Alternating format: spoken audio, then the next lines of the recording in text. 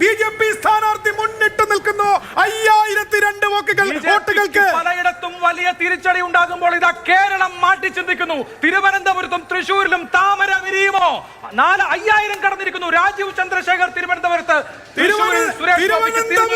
തേന്മാവിൻ കൊമ്പത്ത് രാജീവ് ചന്ദ്രശേഖർ കയറുമോ ഇല്ലയോ? 5002 വോട്ടിന്റെ ലീഡ്. രാജീവ് ചന്ദ്രശേഖർ കേന്ദ്രമന്ത്രി BJP.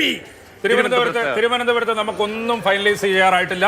തിരുവനന്തപുരത്ത് ഇതിനേക്കാൾ വലിയ ലീഡ് ഒ രാജഗോപാൽ നേടിയിട്ടുണ്ട്. അത് നമ്മൾ കണ്ടിട്ടുണ്ട്.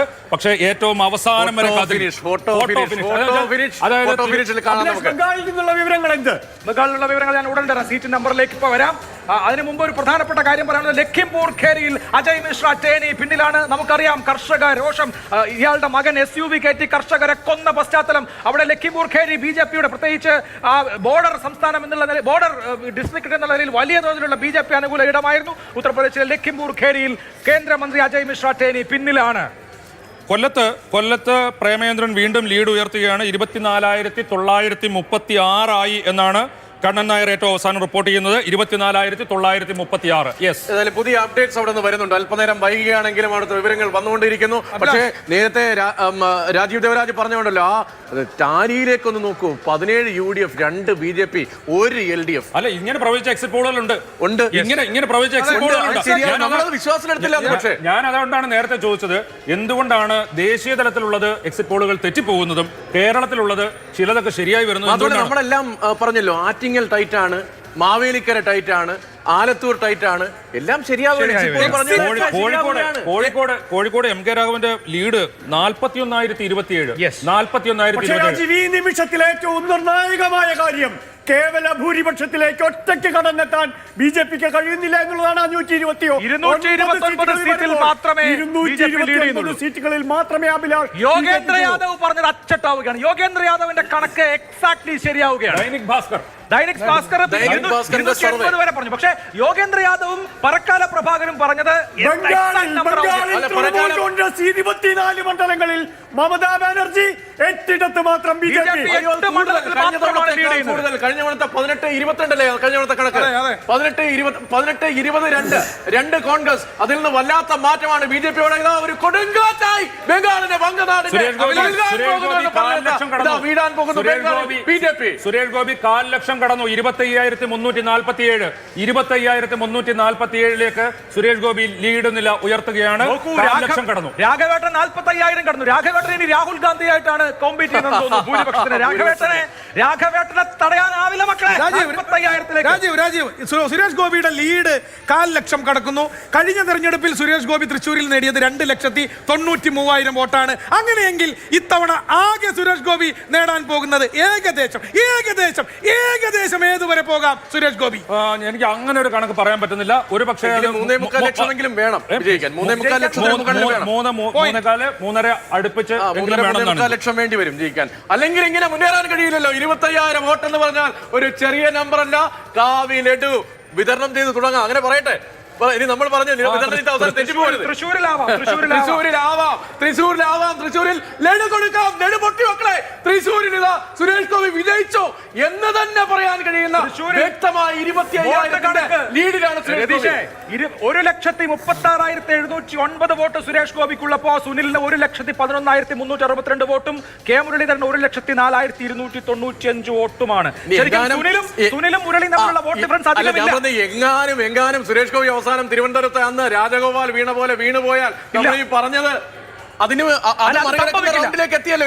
അത് സംഭവിക്കില്ല. അതിന് കാരണം എന്താ വെച്ചാൽ വളരെ ഇവിടെ ത്രികോണ മത്സരം ഉണ്ടായിരുന്നില്ലല്ലോ തിരുവനന്തപുരത്ത്. 3ാം സ്ഥാനത്ത് വളരെ വലിയ വ്യത്യാസം ഉണ്ടായിരുന്നെങ്കിൽ ഇവിടെ സുനിൽ കുമാറും കെ മുരളീധരനും തമ്മിലുള്ള വ്യത്യാസം 6,000 വോട്ട് മാത്രമാണ്. വളരെ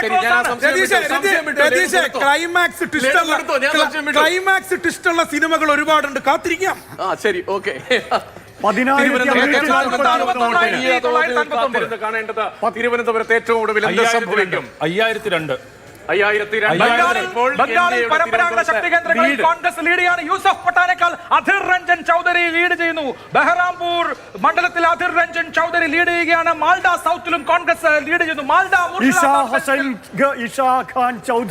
ഗനി ഖാൻ ചൗധരിയുടെ കൊച്ചുമകളോ? പക്ഷെ ആ മണ്ഡലങ്ങളിൽ നിലനിർത്തും എന്നതിനപ്പുറത്ത് ആ ബെൽറ്റിൽ വലിയ തോതിൽ കടന്നു ചെല്ലാനുള്ള നോർത്ത് ബംഗാൾ കഴിഞ്ഞ തവണ BJP സ്വീപ്പ് ചെയ്തായിരുന്നു. ഒരു സെക്കൻഡ്, നാഷണൽ ടാലി നിങ്ങൾ ശ്രദ്ധിച്ചു നോക്കൂ. 200-ൽ നിന്ന് താഴെ ഇപ്പൊ 275-ലെത്തി. 275, 245, മറ്റുള്ളവർ 23. കേവല ഭൂരിപക്ഷത്തിന്റെ തൊട്ടപ്പുറത്ത് 272 പാർ. 272 പാർ. ദേശീയ തലത്തിൽ എങ്കിലും 275 എന്ന ചെറിയ സംഖ്യ തന്നെയാണ് BJP നരേന്ദ്രമോദിക്ക് ഒരു തർക്കവും വേണ്ട ഈ ഘട്ടത്തിൽ. 400 പാർ എന്ന മുദ്രാവാക്യം ഇനി നമുക്ക് ചവറ്റുകൊട്ടയിലിടാം. അല്ല, ജനങ്ങൾ ചവറ്റുകുട്ടയിൽ ഇട്ടു എന്നുള്ളതിന്റെ സൂചനയല്ലേ? കാരണം ഇത് പല രീതിയിലും പല ആളുകളും നിരീക്ഷിച്ചതാണ്. ഈ പ്രാവശ്യം 400 കഴിഞ്ഞാൽ ഇവർ ഭരണഘടന മാറ്റിക്കളയും എന്നുള്ള രീതിയിലുള്ള കോൺഗ്രസിന്റെ പ്രതിപക്ഷ കക്ഷികളുടെ അവരുടെ സന്ദേശം ജനങ്ങളിലേക്ക് എത്തിയിരിക്കുന്നു എന്ന സൂചന. നമ്മുടെ നരേന്ദ്രമോദി വെള്ളം കുടിക്കുമ്പോൾ സുരേഷ് ഗോപി 26,430. ദേശീയ തലത്തിൽ സംഭവിക്കുന്ന ഒന്നും കേരളത്തിൽ വിഷയമല്ല. നേരത്തെ പറഞ്ഞല്ലോ ഒരു കാര്യം കൂടി, പരകാല പ്രഭാകരന്റെ കാര്യം പറഞ്ഞല്ലോ. ആരാണ്? നിർമ്മലാ സീതാരാമന്റെ ഭർത്താവാണ്. അറിയപ്പെടുന്ന സാമ്പത്തിക പ്രധാനിയായ നിർമ്മലാ സീതാരാമന്റെ ഭർത്താവ് പറയാണ് മോദി തരംഗമൊന്നുമില്ല, ഇത്തവണ BJP വരില്ല, വന്നാൽ തന്നെ കഷ്ടിച്ചായിരിക്കും വരിക എന്ന് 2 മാസം മുന്നേ, 2 മാസം മുൻപേ പ്രഡിക്ട് ചെയ്താണ്. പല അഭിമുഖങ്ങളിൽ പറഞ്ഞതാണ്. അച്ചട്ടായി മാറുകയാണ്. സ്പീക്കർ ഷംസീറിന്റെ മണ്ഡലത്തിൽ KK ശൈലജയ്ക്ക് ലീഡ് വെറും 318 മാത്രം 4ാം റൗണ്ടിൽ. വളരെ കൗതുകകരമായ ഒരു കണക്കാണത്. സുൽത്താൻപൂരിൽ മനേകാ ഗാന്ധി പിന്നിലാണ്. സുൽത്താൻപൂരിൽ UP-യുടെ പൊതു സ്വഭാവത്തിനനുസരിച്ച് ഈ ഘട്ടത്തിലും അവിടെ സംഭവിക്കുന്നു. കൈസർഗഞ്ചിൽ ബ്രിജ്ഭൂഷൺ സിംഗിന്റെ മകൻ കരൺ സിംഗ് പിന്നിലാണ്. അത് ഹരിയാനയുടെ ഫലം, രാജസ്ഥാന്റെ ഫലം ഒന്നൊക്കെ പറഞ്ഞതുപോലെ ആ 4 മണ്ഡലങ്ങളിലെ വിധി നേരത്തെ പ്രഡിക്ട് ചെയ്യപ്പെട്ടത് തന്നെ സംഭവിച്ചിരിക്കുകയാണ്. ഹരിയാന അടക്കം പഞ്ചാബിലേക്ക് പോകുമ്പോൾ മധു പറഞ്ഞത് പോയിന്റാണ്. തലശ്ശേരിയിൽ ഷംസീറിന്റെ നിയമസഭാ മണ്ഡലത്തിൽ ശൈലജ ടീച്ചർക്ക് വെറും നാമമാത്രമായ ലീഡ്. ഷംസീർ 37,000 വോട്ടിന് ജയിച്ച മണ്ഡലമാണ്. ആ CPM വോട്ടുകൾ എവിടെ പോയി? ഷൈജു 275 ആയിരുന്നു നമ്മൾ നേരത്തെ പറഞ്ഞത്. 265, അതായത് കേവല ഭൂരിപക്ഷത്തിന് താഴെ പോയി. കേവല ഭൂരിപക്ഷത്തിന്റെ താഴെ മാത്രമാണെങ്കിലും കേവല ഭൂരിപക്ഷത്തിന്റെ താഴെ ഒരു പിടി മണ്ഡലത്തിൽ അവസാനം വരെ കാത്തിരിക്കണമെന്ന് പറഞ്ഞതുപോലെ 543 മണ്ഡലങ്ങളിലും കാത്തിരിക്കേണ്ടി വരുന്ന ജയിച്ചു നിൽക്കുന്നവർ പുറകോട്ട് പോകുന്ന ലോകത്തെ ഏക കായിക ഇനം വടംവലി. പുറകോട്ടാണ് 265.